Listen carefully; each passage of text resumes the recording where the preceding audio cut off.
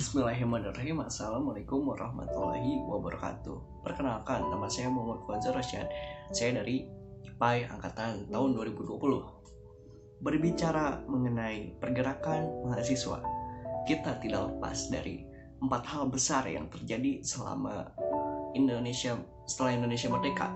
Yang pertama adalah tahun 1966, yang kedua tahun 1974, yang ketiga tahun 1998, dan yang terakhir tahun kemarin, tahun 2019. Yang pertama adalah tahun 1966.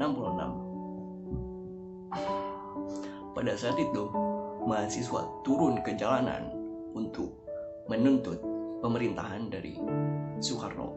Apa saja yang mereka tuntut? Yang pertama adalah bubarkan kabinet dari PKI, rombak kabinet, dan yang ketiga, turunkan harga minyak yang dikenal dengan Tritura atau 3 tuntutan rakyat. Mahasiswa bisa turun karena pada saat itu pemerintah mengeluarkan kebijakan yang kontroversial, yaitu dengan menurunkan nilai mata uang dan menaikkan harga BBM yang pada saat itu naik sekitar 4 kali lipat dari biasanya dan mengakibatkan harga transportasi kereta menjadi naik, harga transportasi bus menjadi naik, dan pada saat itu kendaraan utama bagi mahasiswa adalah bus, sehingga mahasiswa merasa marah, kecewa kepada pemerintahan Soekarno ini karena kok gini sih, seperti itu. Demonstran ini terjadi pada Januari tahun 1966. Pada saat itu, Presiden Soekarno mengadakan rapat kabinet di Istana Bogor dan para demonstran memadati gedung Istana Bogor dari luar, dan uniknya para mahasiswa dibantu atau dilindungi oleh ABRI. Ada kisah yang sangat kelam dari tahun 1966 ini. Seorang mahasiswa dari jurusan kedokteran UI meninggal tertembak yang bernama Arif Rahman Hakim. Dia meninggal tertembak rumornya oleh anggota Cakrabirawa, dan itu mengakibatkan gejolak mahasiswa itu semakin marah. Ya, dengan desakan dari para mahasiswa, Presiden Soekarno akhirnya dapat diadili dan mengundurkan diri dari presiden dan digantikan kepemimpinannya oleh Bapak Soeharto. Adalah peristiwa pada tahun 1974 atau yang dikenal dengan Malapetaka di bulan Januari. Mengapa bisa disebut Malapetaka? Mari kita simak.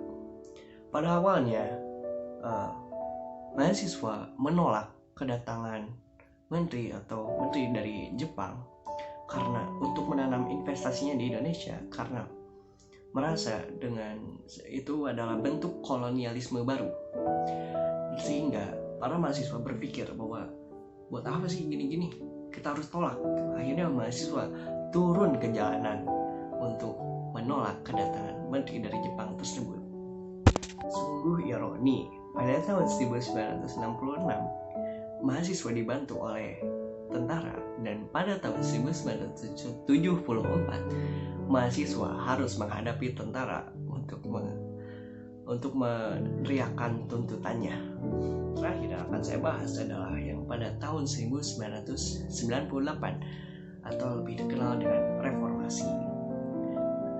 Pada tahun 1998 terjadi pemilihan presiden dan Soeharto kembali terpilih, dan mahasiswa mulai merasa geram dan merasa tidak adil bahwa di pemerintahan Soeharto banyak sekali praktek nepotisme dan korupsi, dan mahasiswa sangat tidak suka dengan hal-hal seperti itu.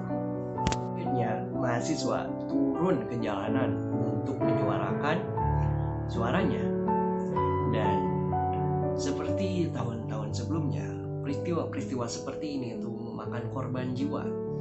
Sebanyak 4 korban jiwa di mahasiswa Trisakti tertembak dan beberapa orang hilang entah kemana, saya pun tidak tahu, karena mereka melawan dan terus mendesak untuk menduduki gedung MPR. Sampai pada akhir dengan penuh desakan dari para mahasiswa berhasil diduduki gedung MPR dan Presiden Soeharto mengundurkan diri dari Kepresidenan Republik Indonesia dan digantikan oleh wakilnya Bapak B.J. Habibie. Di sini saya akan berbicara peran mahasiswa sebagai penyalur suara rakyat. Dari tahun ke tahun, dari tahun 1966, 1974, dan 1998 sampai kemarin tahun 2019 terakhir, mahasiswa berhasil menyuarakan suara-suara rakyat walaupun hal tersebut banyak memakan korban jiwa. Gimana sih urgensi mahasiswa dalam pergerakan itu? Sangat-sangat penting, sangat-sangat dibutuhkan peran mahasiswa yang melek terhadap politik, melek terhadap kondisi yang saat ini, melek terhadap kondisi perpolitikan Indonesia, melek terhadap keadaan Indonesia, karena tanpa orang-orang yang melek, pemerintah itu kadang bertindak seenaknya. Tanpa ditegur, pemerintah itu sering kali bertindak seenaknya. Dengan seringnya pemerintah berbuat seenaknya, membuat rakyat-rakyat kecil atau rakyat-rakyat yang kurang mampu tertindas, semakin jauh dari yang namanya kesejahteraan, semakin jauh dari yang namanya kebebasan. Kita harus ingat misi Indonesia apa: mencerdaskan kehidupan bangsa, memajukan kesejahteraan umum, dan lain-lain. Coba kita lihat kembali bagaimana kondisi Indonesia saat ini. Kita tuh perlu orang-orang seperti mahasiswa yang melek terhadap kondisi kita yang saat ini, agar bisa menyuarakan suara rakyat kepada pemerintah, agar lebih didengar. Karena mahasiswa itu dianggap orang yang intelek, mahasiswa itu dianggap orang-orang pilihan, orang-orang pintar yang bisa menyuarakan suara rakyat seperti itu. Jadi apa saja yang harus dimiliki atau kemampuan dasar yang harus dimiliki mahasiswa? Mahasiswa itu harus banyak-banyak membaca dan mengikuti perkembangan yang terjadi di dunia ini untuk mengamati bagaimana kondisi dunia saat ini agar bisa kita perbaiki dan kita carikan solusi bersama-sama. Kita suarakan kepada pemerintah yang memiliki kekuasaan untuk mengubah kondisi saat ini, yang memiliki wewenang untuk mengubah kondisi yang saat ini. Itu sebagai mahasiswa harus memiliki sifat kritis. Berpikir kritis itu sangat penting bagi mahasiswa. Baik, kesimpulannya adalah mahasiswa memiliki peran yang sangat penting untuk kemajuan bangsa Indonesia dan untuk mengawal kinerja pemerintah dari tahun ke tahun. Dan seperti yang tadi saya sebutkan, mahasiswa selalu berhasil untuk menyalurkan suara rakyat kepada pemerintah, walaupun hal tersebut harus memakan korban, bahkan korban jiwa.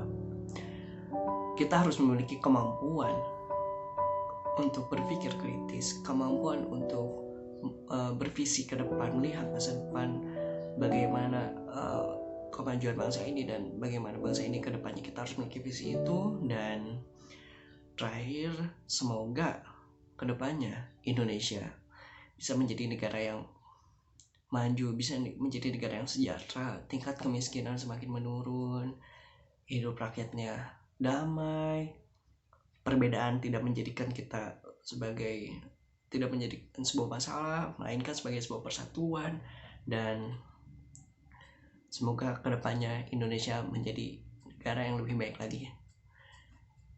Hidup mahasiswa, hidup pendidikan Indonesia.